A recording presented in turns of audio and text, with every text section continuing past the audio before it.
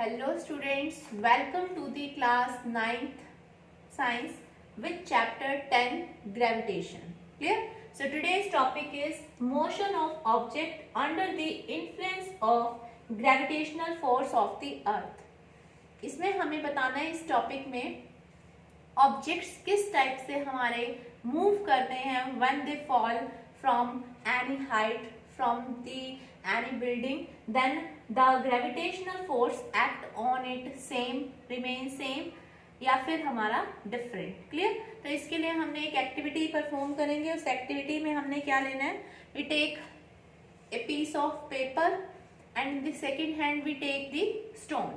Here we take the chalk, the piece of chalk. Now these two fall from the same height. इन दोनों को हमने same height से fall करवाना है. तो when we fall these two from the same height, then what we observe? You can do this activity at your home. So what we seen, we observe that the paper, this paper fall little later than the stone.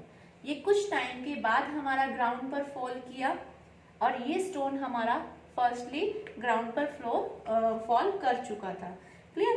तो इससे हमें क्या observe होता है? तो हमने conclusion देखना है कि हमारा ये पेपर जो है वो ग्राउंड पर हमारा लेट फॉल क्यों किया एज कंपेयर टू चॉक. तो इसका रीजन क्या है? अब दोनों ही हमने कहा थे, दोनों ही हमारे सेम लेवल पे. कॉन्सेप्ट क्या है इसके पीछे? दोनों ही हमारे यहाँ पेपर, सेकेंड हमारा क्या है? पीस ऑफ चॉक या फिर हमारा कोई भी stone. Both are at the same height from the ground. This is the level of the ground.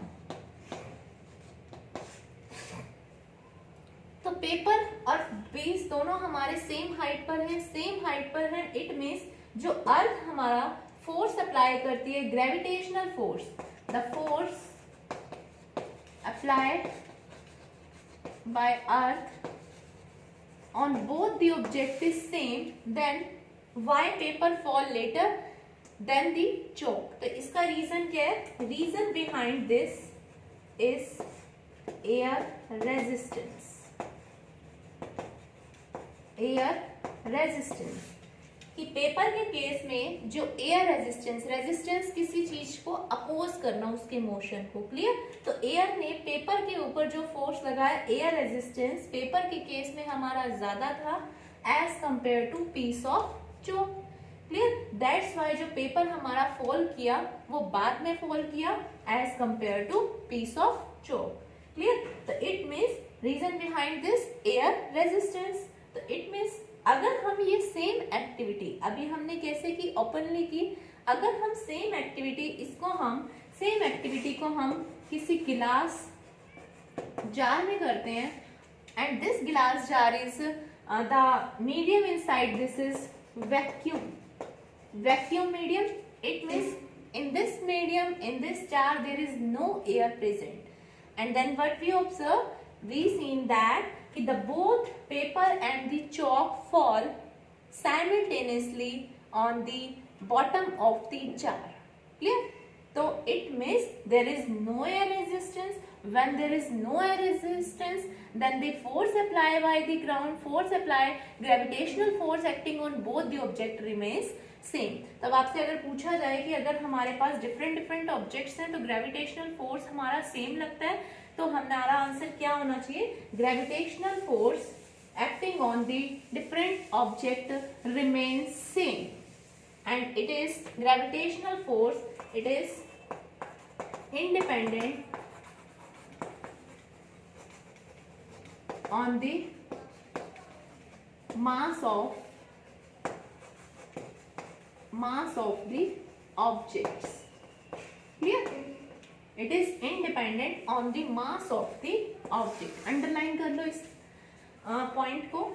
Clear? तो मास पर हमारा ये डिपेंड नहीं करता. तो इट मीन सेकेंड हमारा, अगर हमारा कोई भी ऑब्जेक्ट ऊपर से हमारा हम फॉल कर रहे हैं तो it means there is the change in the velocity.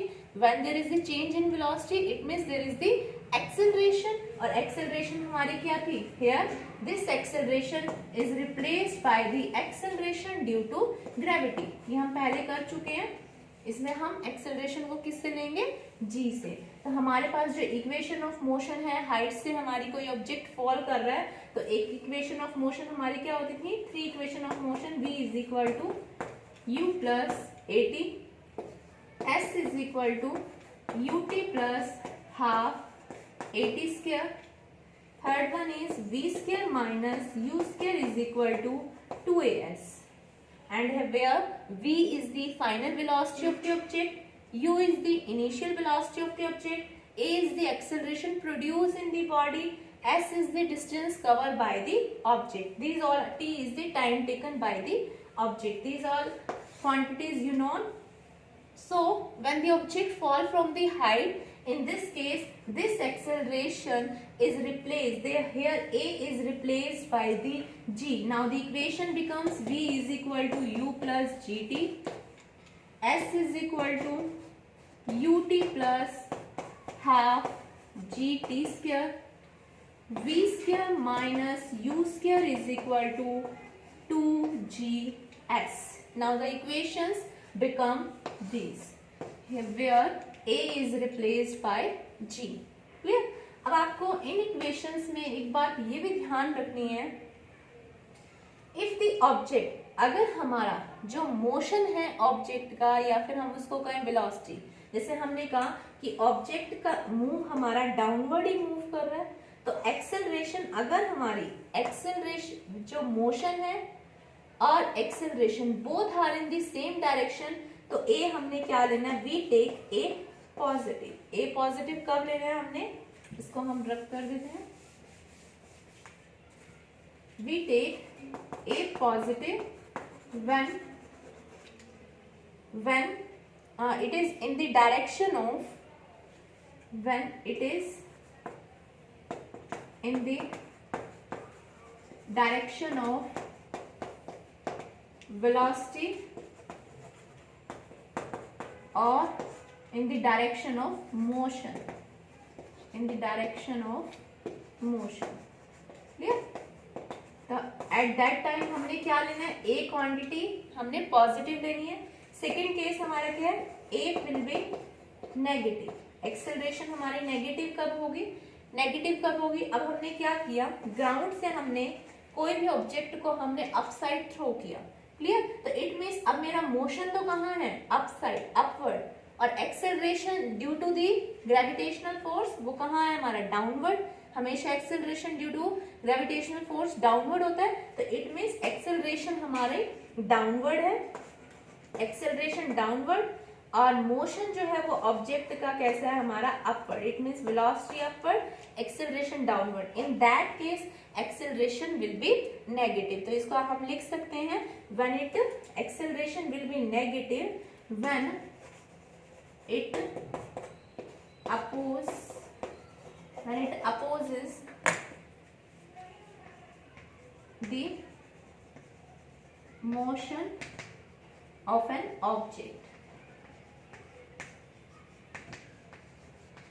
ठीक है, when it opposes the motion of an object. Clear? So it means,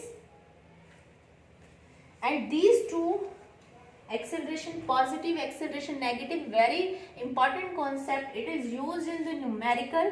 numerical में आपको देखना पड़ेगा, वहां दिया नहीं होगा कि एक्सेलरेशन आपने पॉजिटिव लेनी है नेगेटिव। जैसे यहाँ पर g की वैल्यू कहीं जगह इक्वेशन आपकी ये हो जाएगी, v is equal to u plus g, negative होगा देन t।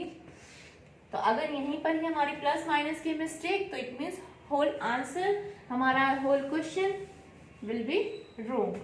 क्लियर? तो ये हमें ध्यान रखना है, ये एक्सेलरेशन, अगर हमारी एक्सेलरेशन तो हमेशा डाउनवर्ड होगी ड्यू टू द अर्थ, अगर मोशन भी हमारा सेम डाउनवर्ड है तो एक्सेलरेशन पॉजिटिव रहेगी, और अपोजिट है तो नेगेटिव रहेगी। क्लियर? तो इस topic, I think you are clear this topic, you understand this topic.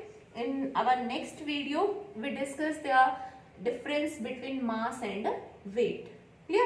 I hope you understand it. Thank you. Have a nice day.